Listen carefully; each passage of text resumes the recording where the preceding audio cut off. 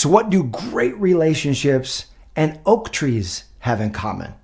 They both take time to grow and develop. And one of the challenges is when you, just like an oak tree, you plant that little acorn that starts off as a seedling, that seedling doesn't look like the oak tree. And so if we're not careful and we cut it off too early, we don't give that thing potential, that little plant potential to grow into the fullness of the oak tree that it's meant to be. And the same thing goes with relationships. If we don't give them a chance to grow, they can never become what they're fully meant to be. But there is a catch to this, and that is those of us who give way too many chances, those of us that are actually in a dating scenario that's like blackberry bushes or it's like a weed, it ain't gonna be an oak tree, and we're like, but if I just water it some more, if I just pour into this weed, it's gonna become an oak tree. How do we know when it's time to cut it off? How do we know when it's time to say, look, this is not going to ultimately be the potential of a relationship that I want, and therefore saving ourselves time, energy, and ultimately pain. What I have found over coaching literally thousands of women from around the world, and myself included, is we all kind of lean to one end of the spectrum or the other. You might be that end where because you believe in people and you believe in possibilities, and I was like this, hopeless romantic, is we feel like this thing has got a shot, this thing can last. I know it's the second time they've stood me up. And they didn't text me, but that just shows their commitment to their job. It's like we can rationalize any behavior in hopes of that possibility of the relationship. You might be on that side, or you might be on the side of what I call the guillotine. Right? Like one wrong move, oh, this is done. Like, no. Oh, he misspelled Eckhart Tolle's name? Yeah, no, he's done. I can't date this guy. He misspells one word, and you're done. And so, where do you fall on the spectrum? Today, I want to speak to those of us who give relationships way too much of a chance so that we can actually clear the field and make room for the right relationship into our space. Because half of attracting the relationship you want is actually clearing away the relationships that you don't want. The more we occupy our life with relationships that aren't a good fit and that aren't ultimately going to be what we want, that becomes a block to us attracting the love that we want. So I thought I'd have a little fun today and bring you a quiz. And so I'm going to share with you two scenarios, A and B. I want you to predict which of these scenarios is the red flag where, look, this is a sign just to cut it off, or break up with them or let it go, or scenario where it's a yellow flag where it's like, it's probably not what you want, but this is an opportunity to bring it up to this gentleman, have a talk, see if you can renegotiate or make a new commitment with one another. All right, so let's take a look at this first scenario. Here is option A. He's not great at planning and tends to wing dates, often asking, so what do you want to do tonight? Instead of making concrete plans. Let's take a look at option B. You planned a date night, he was excited about it, but he canceled last minute, saying that he was just too tired. And this is the third time that this has happened. What do you think? Is it A or is it B? Which one's the red flag? Which one's the yellow flag? I would suggest that the red flag is B, and here's why. The fact that this is the third time this has happened, where he canceled a date on you, this time because he was too tired, the most important thing we want to pay attention to in relationships are patterns of behavior. There's a reason we call them patterns, because patterns repeat. And so it's easy for us to rationalize, oh, there's a different reason that he's behaving this way. If you actually strip away reasons and just look at results, strip away the reasons and look at the results. If the results are consistent over time, they're going to continue to be consistent. So this is one where if someone keeping their agreements with you matters to you, you probably want to find a different partner. The person who's not great at planning dates, the person who's winging it and often asking, what do you want to do? That person, you got to decide for yourself how much that matters. Do you really want someone who's planning the dates and doing that? Or are you the kind of person who loves it? If you're the person who loves planning dates, it's great to have someone that just loves to go with the flow. Like someone who's like, whatever, like they're up for anything because you've got this great plan. On the other hand, if you really want someone who plans because you do not like to plan, that would be an opportunity to have a conversation where you say, hey, look, I would love for us to share in the planning. And so this next date, I would really love if you stepped up and you made a concrete plan for something fun that we could do. Would you be willing to do that for me? because that matters to me in a relationship, and see if he's willing to rise to the occasion. All right, let's take a look at scenario 2. Check out A here. He will bring up his ex frequently and still has resentment for how things ended, and has called her a psycho. And he talks about how refreshing it is to be around someone like you compared to her. Okay, so that is scenario A. Now let's explore scenario B. Scenario B says he's very affectionate and warm when you're together, but when you're not together, he rarely reaches out, sometimes going days without a single message. So now, which one of these is the yellow flag and which one is the red flag? Is the red flag scenario A or scenario B? Well, scenario B is not the red flag.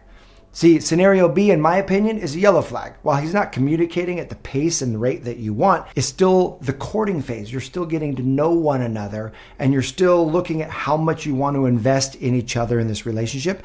As the connection progresses, as the connection increases, it can absolutely go up. This is like that oak tree seedling that can become an oak tree when there's that full connection and full commitment. But scenario A, what you want to be careful of is when you're dating somebody and they're bringing past resentments into the relationship. And it's going to be tricky because they're going to help you feel amazing. They're going to praise you. They're going to be like, oh my gosh, you're amazing. And it'll be sprinkled in and through compliments of you. And we know that you're amazing. We know that you're great. We know that you're ready for this fantastic relationship. You've done a bunch of work on yourself. And so what's important is that we're able to see the truth of the message is that this person still has a lot of healing to do. This is a red flag for a couple of reasons. Number one is name calling.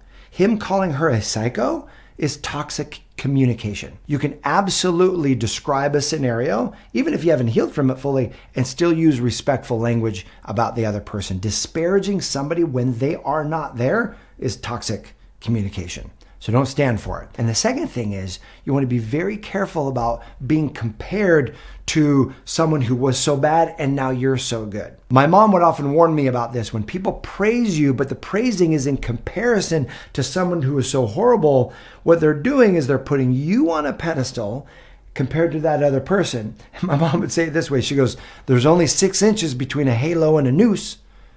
And I would say, what does that mean? And over time, she would explain it, say, they're putting a halo on you, like you are perfect. Well, guess what? None of us are perfect. We're all going to fall short. And when they discover that we're not perfect, that halo drops 6 inches around our neck and they will hang us with it, and it will ultimately become a noose. So be really wary about people who say, oh, you're so great because that person was so bad, because those roles switch really, really quickly. And for that reason, I would say the person who's complaining about their ex, that's the red flag. All right, let's take a look at one last scenario here. Scenario A says this: he forgot your birthday. Uh-oh. He offered an apology, and he says that he's just not good with dates.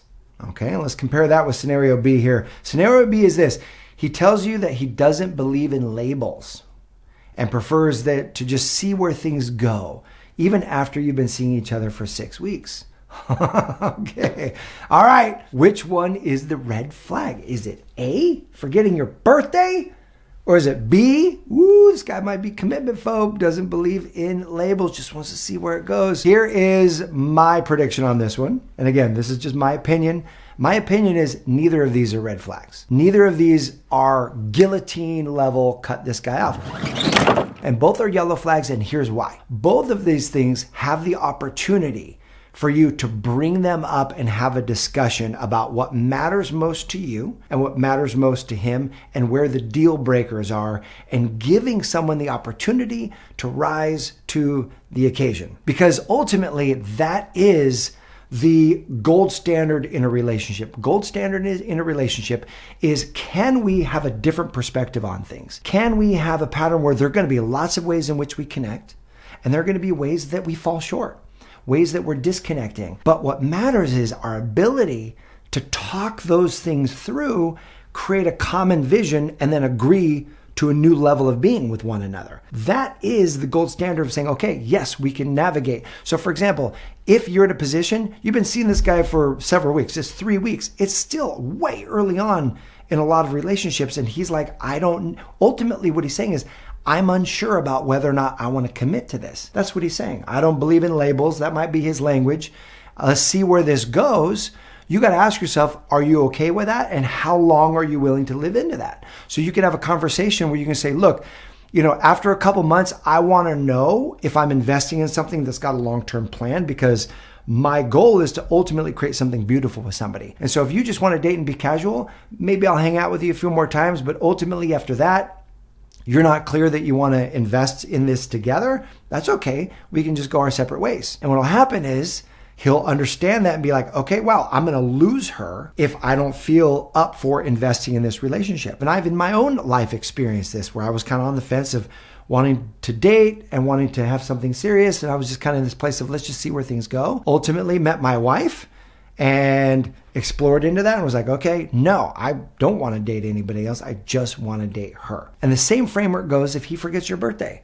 This whole old story of he isn't good with dates, you get to decide how important is that to you. And if it is important, because it's important to me, celebrating birthdays, you get to say, hey, look, this matters to me. So I understand you might not be good with dates, but if we want to create something together, then put this as a priority for yourself and put levels of support for yourself that you can remember these things, because it really does matter to me. Are you up for that? And see if you guys can negotiate. And that right there is the main takeaway of this video, is the courage to speak up.